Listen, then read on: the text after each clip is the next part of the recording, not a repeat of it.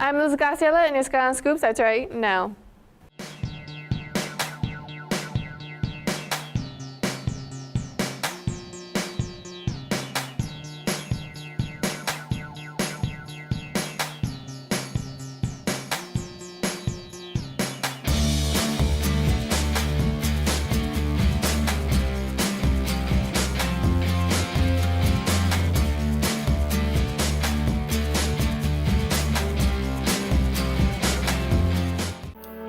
And now for the results of the Skyline Student Senate elections.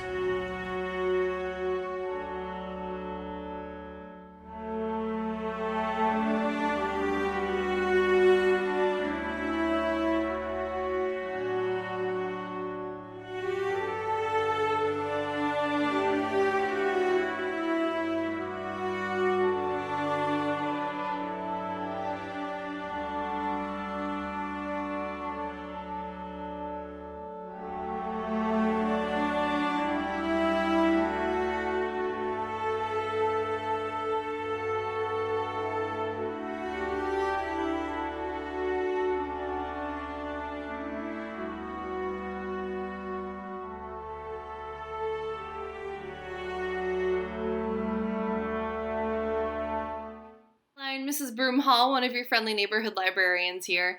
I wanted to wish everyone a happy Asian and Pacific Islander American Heritage Month, because that's what we celebrate in the month of May.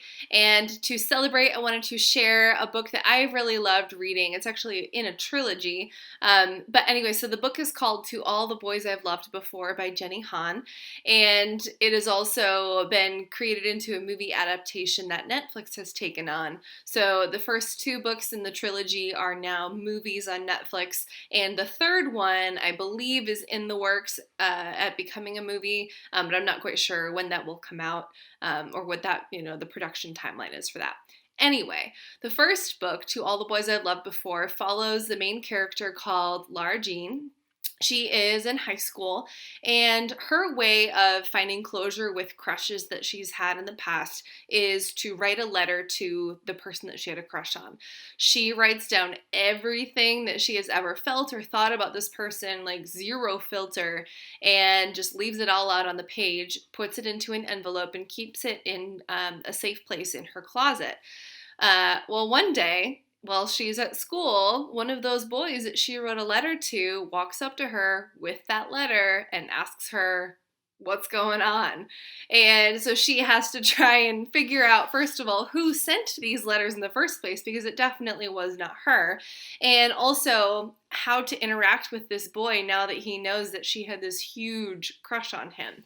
So the whole book is fantastic, and it's not just her and the crush and everything. You also learn a lot about her family and how they've been dealing with the death of her mother, and her interactions with her sisters, and one of her sisters going away to college in another country. So it's a great, great story, and I highly recommend the entire trilogy.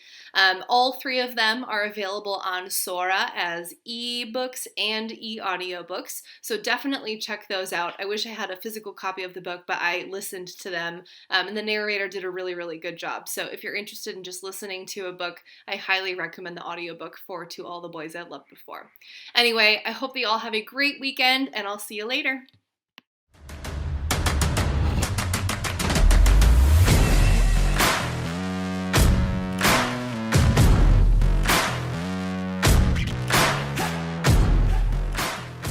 What's up, Skyline? My name is Mr. Harper. I'm here to talk to you today about a new program we're starting at Skyline. It's called Link Crew.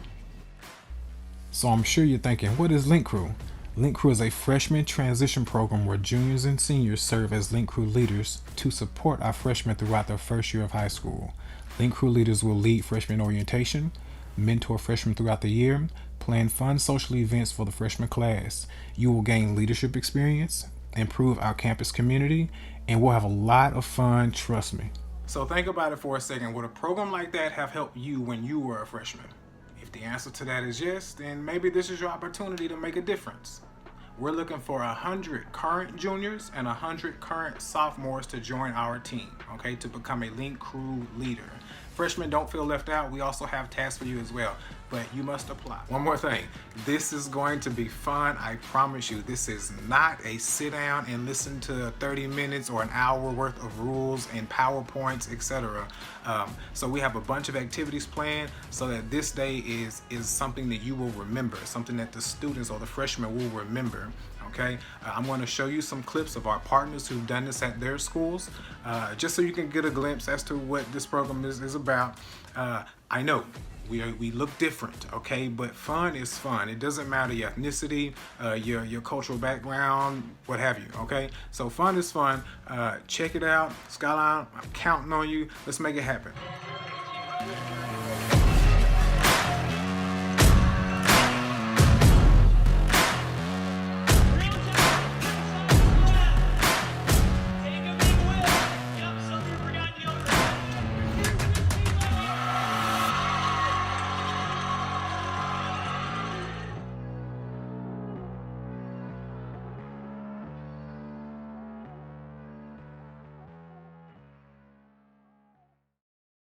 Hello, Raiders. Hope you all are doing well. Mrs. Bass here from the library, and I just wanted to tell you a couple of tips that I have found very useful for stress relief.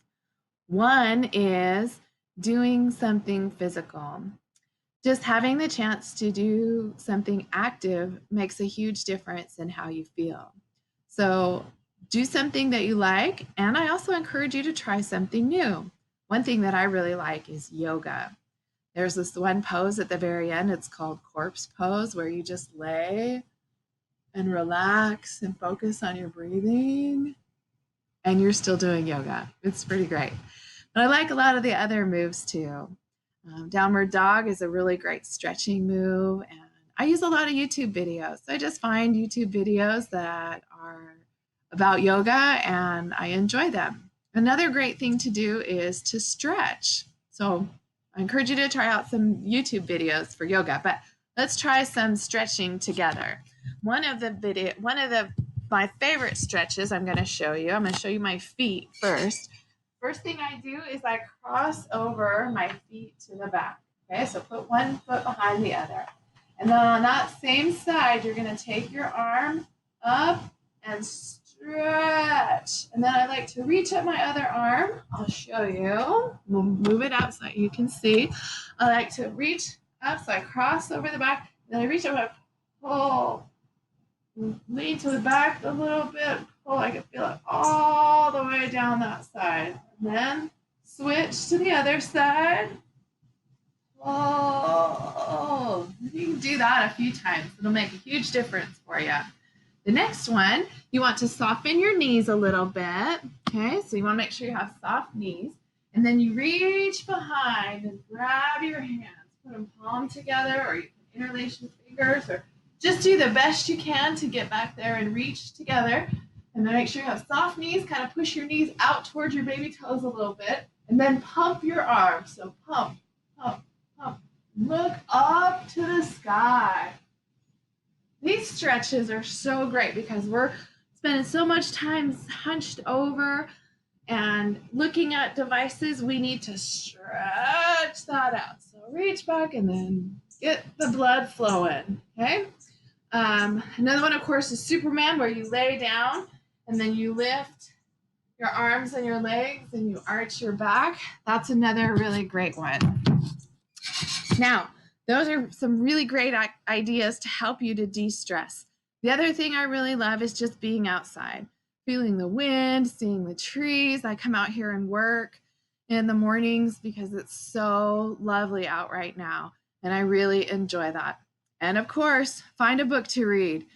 Go online to Sora or to Mackin. If you don't remember how to do that, there are some videos on Past Skynet, or you can go to the Skyline homepage and then go to the library tab, and all the instructions are there. Take care, Raiders. Happy to be here with you, and we'll see you again next week.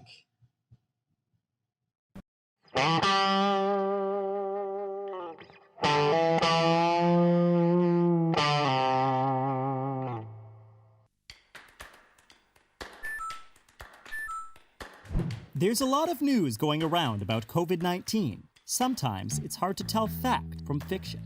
let's tackle a few common myths. Myth 1. COVID-19 isn't a big deal for young people. Actually, people of all ages can be affected by COVID-19. Even wizards? Even wizards, Harry Daughter. In fact, the Center for Disease Control reports that of all COVID-19 cases, 35% are in people 49 and under.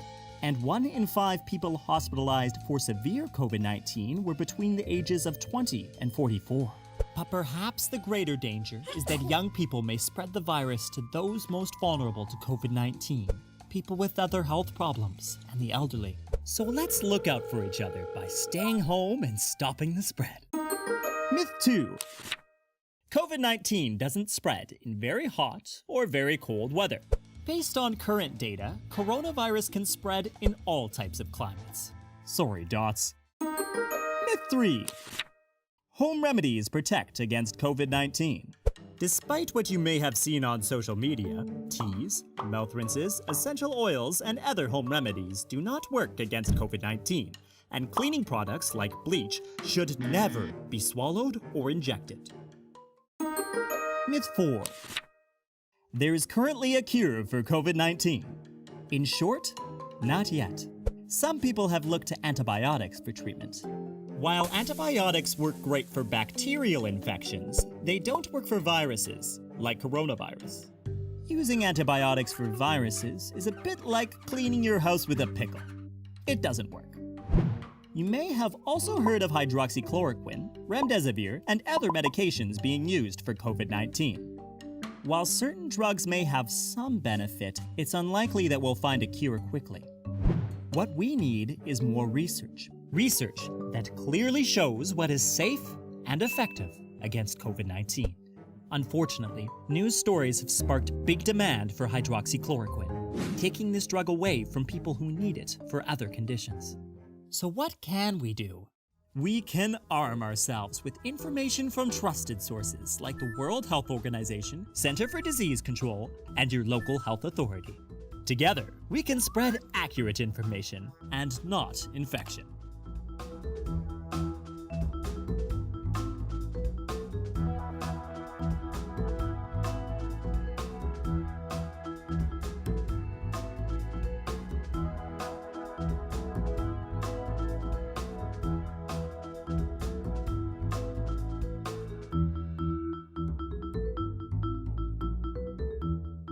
That's all for today, readers. Follow us at Skyline Broadcasting on Instagram to stay updated with school news and see behind the scenes of Skynet. And to catch your daily scoop, make sure to log on to skynetbroadcasting.org. I'm Liz Castella, and with everyone that brings Skynet news, thanks for watching, and we'll catch you later.